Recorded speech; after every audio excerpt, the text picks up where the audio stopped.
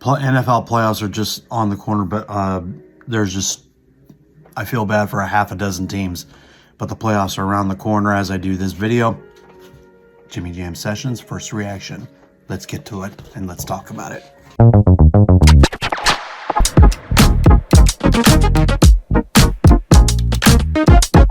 So I jump right into this. Hit the subscribe button if you want to see a lot of these first reactions. I've done a lot of dumb stuff as far as hockey content and everything, but this is how we like to do a lot of certain things here. So let's just get right to it. I mean, I can bark about like what the Falcons have done and all that, and I joked on and off on shorts about how the Steelers have pretty much let everybody down. I'm not a hardcore Steelers fan. I just support them because I'm a diehard Penguins fan, and I like the Penguins, the Pirates, and the Riverhounds soccer team. But the Steelers are just somehow, some way, they can be the team that wants to fire everybody, have a fresh new start, get something new and whatever. But the Steelers are so old school, it's ridiculous. So, quick take on the Steelers. Let's just put it this way. They had a chance to win the division and go into the final game of the regular season against the Ravens and not have crap to worry about. And they lost 13-6 on the road at Cleveland. They had nothing to play for. So think about this. I get it. Cleveland's defense is good at home. Don't get me wrong. They're very good at home. And Myles Garrett set sack record. But at the same time, this was a winnable game. Shedeur Sanders has not proved himself yet. But now that this loss to Cleveland, you're going to hear the media. This is his statement win. He beat the Pittsburgh Steelers. Okay. No, TJ Watt was in this game. TJ Watt was not playing in this game either. So think about that. Think about that as well. Another thing that's really awkward to this is like, how interesting. Pittsburgh could not finish the job, but Baltimore, the night before, goes into hostile Green Bay, but Green Bay, no Jordan Love, but they had Malik Willis, who's one of the most capable and one of the most reliable backups in the league, but Derrick Henry went berserk, 4 touchdowns, and Baltimore ran Green Bay out of their own turf.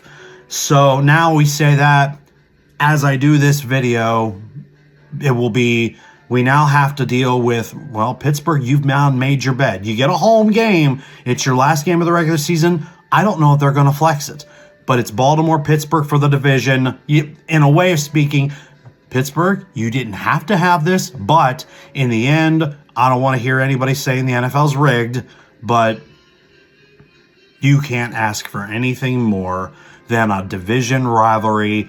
Winner goes to the playoffs and gets a home playoff game.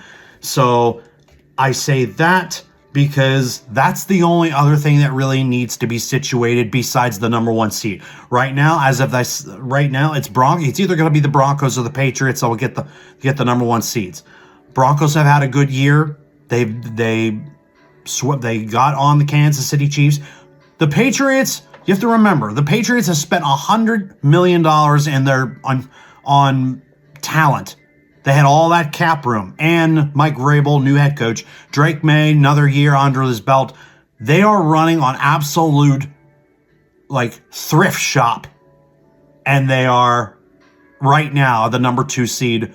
But you spent all that money, and you needed the talent, and they've got a lot of it. So I know they played like a fourth place schedule. The San Francisco 49ers had the easiest schedule in the league. The Patriots were not far back from that. And Patriots did not beat a lot of teams. They beat a few. They beat a Buffalo. They beat a Buffalo. And a handful of games were good. Even they played Atlanta, and that was a good game. The Patriots are number 2, and they're back in the league. We'll see how that goes when they play the actual playoff teams. But figuring this right now, nobody would have the Jaguars as a possible win of the division. It's not over yet, but Jaguars have the 3rd seed. Texans are right behind them in the 5th, because as of this second I do this, the Ravens have the Ravens, now that I've caught up, and who knows if Lamar will play either. But the Texans, the Bills, and the Chargers, they're all in. The Chargers are falling apart on the offensive line, and they had a bad loss to the Texans. The Bills just lost to a punch-in-the-mouth game to the Eagles, but the Eagles let them come back and almost win the game at the end. But Bills can't lose those. They were on a heater for a little bit. Now the Bills are trying to fight to just figure out, They're not going to win the division now, so they've got to be able to go somewhere and win a playoff game. The Texans might be one of the more scarier teams because they have an absolutely phenomenal defense that is big time, and C.J. Stroud is not playing his butts off, and he's got 3 good running backs. 3 of them. And Marks, I know, is the one who's doing the most. They do have Nick Chubb, but there's Houston's going to be scary. You don't pay attention to the Houston Texans, they will do something in the playoffs. Right now, they're 5th, and it's going to depend on either them or Jacksonville is going to get a home playoff game.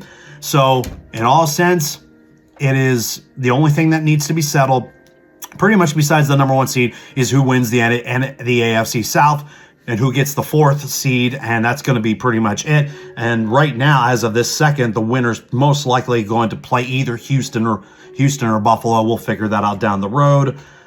And then we get to the NFC, and nobody has a lot of these on their bingo card either. Seattle is going to have the number 1 seed. As of this second, 55%. They're most likely going to get it. Then you get Chicago winning 1-score games, but Caleb Williams is balling. It's not beautiful, but he's balling. The Eagles are in. They're not pretty. Never have been all season, but the Eagles are in. The Rams, the 49ers, and the Packers are in. The Packers are hoping to get Jordan Love back.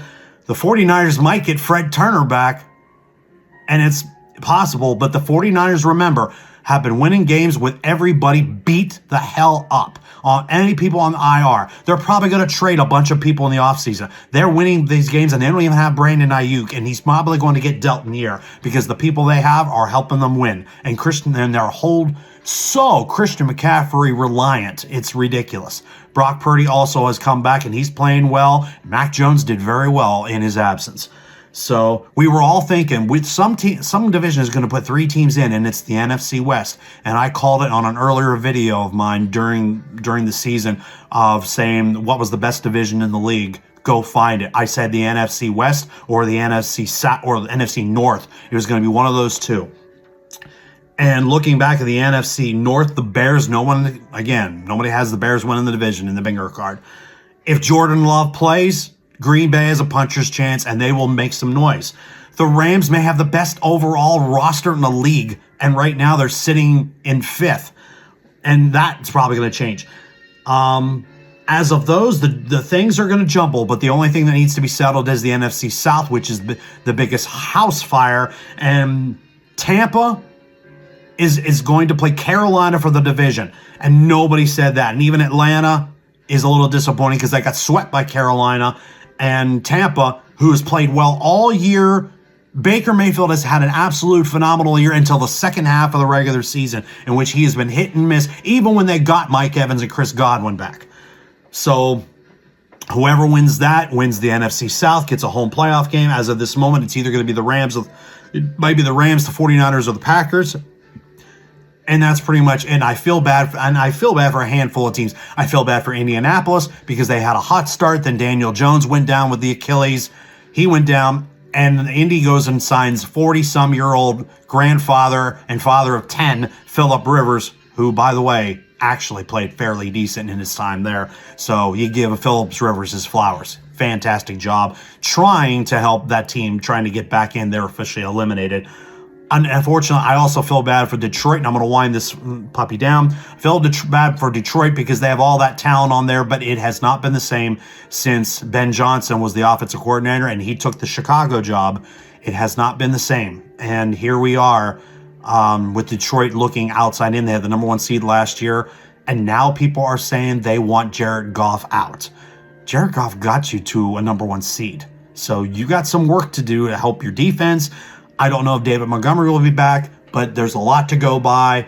This is the NFL playoffs. We are just around the corner. Can you believe we're heading to 2026 and it's already here? The bar is closed. What is your take on the NFL playoffs? Are we getting excited? Of course we are. We're going to 2026 and we know it is playoff football. Bar is closed. What is your take? I'll see you guys in the next one. This is going to be good. This is going to be cinema.